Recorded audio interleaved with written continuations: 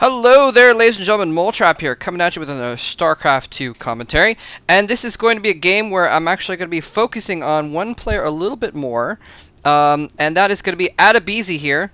And the reason for that is he is one to be one of the competitors in the upcoming SC Reddit Invitational Tournament. It's a semi-invitational tournament, I guess I should say. Half the players, it's going to be a 16-man tournament, and half the players qualified through the SC Reddit in sort of qualifying tournament. It was big 128 man. Actually, I think came out to like 96 or something like that. Tournament of Redditors that played against each other, battled their way to the top. I actually played. I actually played in as well. I got out in the round of 128. I actually lost to a guy who ended up going on to the round of 32 and losing to StarCraft, who is in the tournament as well now. Anyway, Adebisi, very, very strong Redditor though, and I think he placed third in the qualifier, and so he's going to be going up into the tournament. And so half the players qualified from that invitational 128-man, or like I said, 96-man tournament, and the top 8 were qualified for the tournament.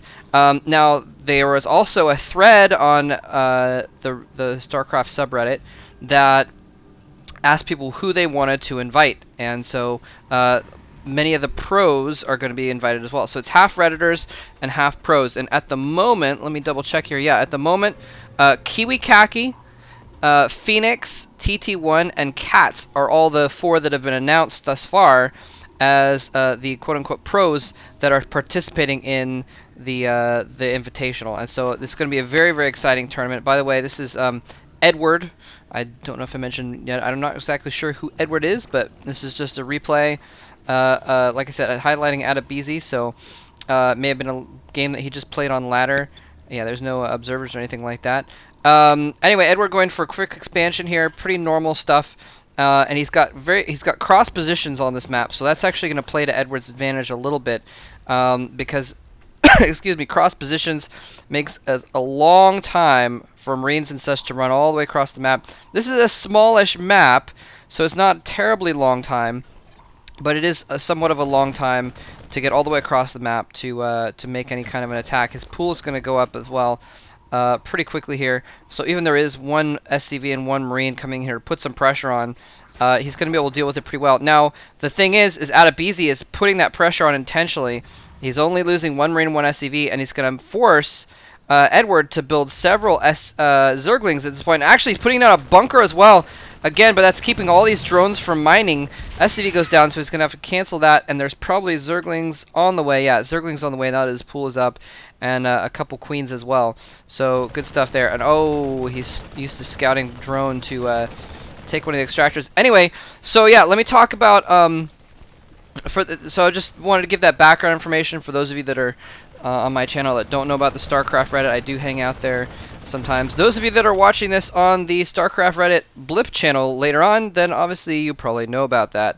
And for those of you that are watching it there and don't know me, my YouTube is MoletrapSC2, by the way. Anyway, so let me tell you a little bit about Adebisi here. He is a very, very, very strong player. I was actually had the pleasure of casting his finals against Hay in one of the Reddit opens not too long ago, and I like this, getting that spine crawl up. You really need that. It's helpful against Marines. You can actually, even though you sacrifice a drone and a lot of minerals, you can actually get a lot of drones. Oh, he's gonna have to run some drones out of the way. Okay, the Queens are actually gonna be able to take care of that Hellion pretty easily, but he forces a lot of stopped mining time there, and Marines coming in from the top as well. Actually, those Marines are way in over their head. They're going to have to run away, but these Zerglings, especially on creep, are going to own them. He's not microing the Zerglings terribly well, so the Marines are able to get a few more hits off, but doesn't lose too much. He's probably going to have to get a bunker up or something, though, here at his expansion. He's going to have to be a little bit worried about this counterattack. Actually not a ton of Zerglings. He should be able to deal with that okay, but he is now a little bit in the dark. He's a little bit on the defensive. He's going to have to worry about, and he didn't really kill any drones either, so Adebisi might have to worry about some kind of a follow-up attack. Looks like Edward is just going to continue droning up, though, and teching up and that kind of thing instead of going for a counterattack. Anyway, so yes, Adebisi, I had the pleasure of casting one of his games, or sets rather, in the SC Reddit Open Finals. I don't remember which number. I think it was 17. I could be wrong about that. And yeah, he was a very, very strong player. He got to the finals. This guy is a 3,100 point diamond player. Okay, that is a lot of points. For those who don't know much about the point system, that is a ton of points. He is very, very strong. And you know, I mean, this guy is in the top. He was in the top 200 list. Blizzard releases. They kind of concatenate, or not concatenate.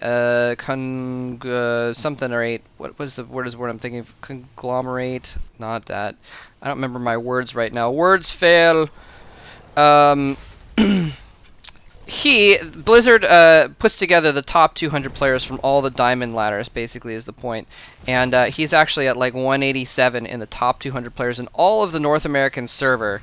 And I mean, you think about it, Kiwi Kaki, who is one of the pros that's been invited, is only 159, only, you know, 20 ranks higher on that top 200 list. So, you know, we're definitely seeing a top level player here in Adebisi, and he's going to be representing Reddit in that Invitational, and probably one of the players who has the strongest potential to actually beat those pros in the tournament. So, should be pretty excellent to see how he fares up against those, you know, top level competitors such as Kiwi Kaki, TT1, etc.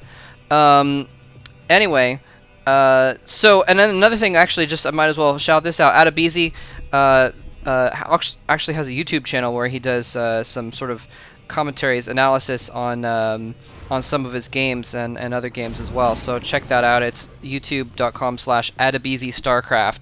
And oh, these lings are gonna spot this these dropships coming out here. I'm sorry for the FPS issues going on right now.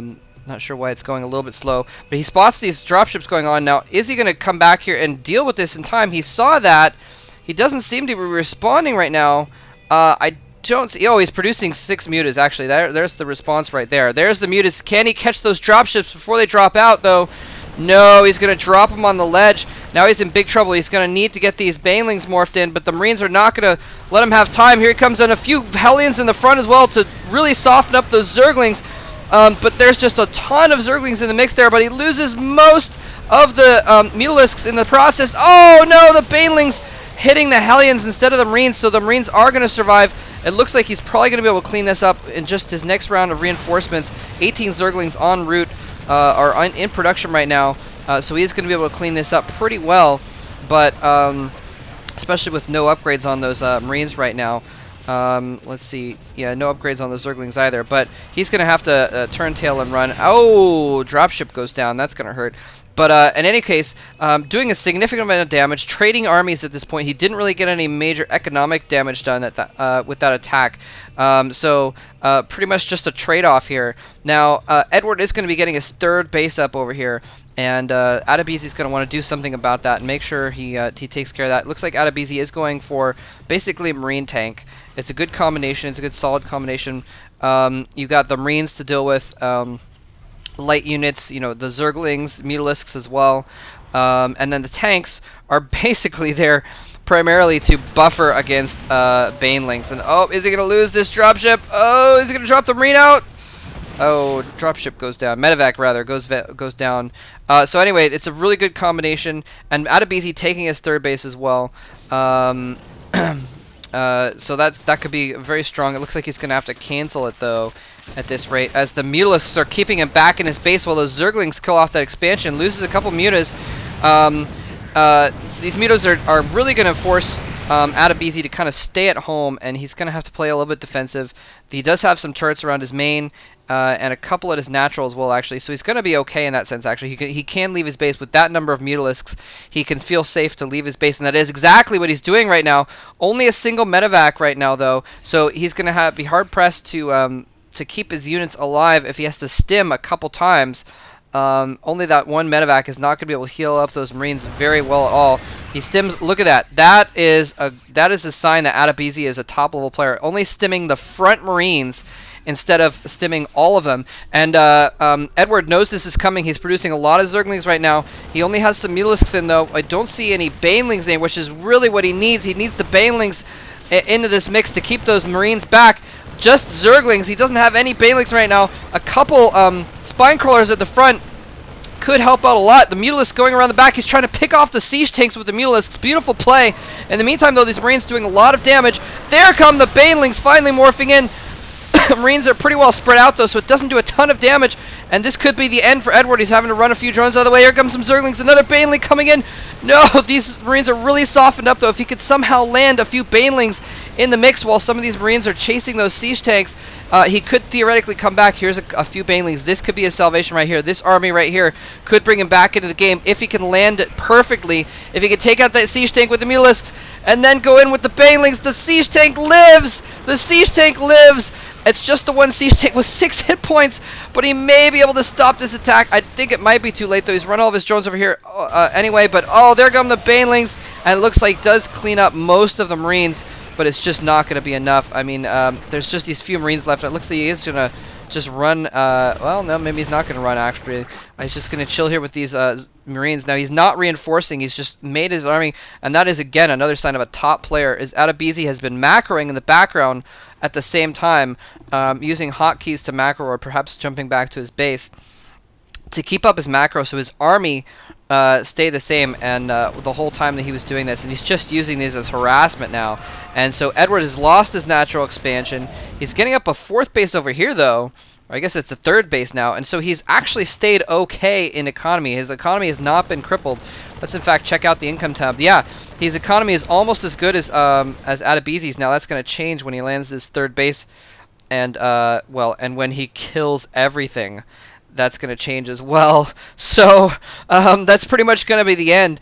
Anyway, when this attack lands, I think, because there's no way that Edward's going to be able to stop this. He doesn't have. He's been trying to get his econ back up. He doesn't have the massive Banelings and Roaches and Mutas that he needs to hold this off.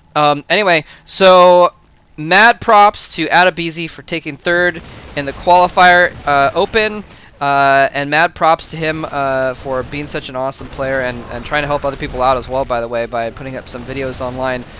So check all that stuff out. And good luck to Adebisi in the Invitational tournament.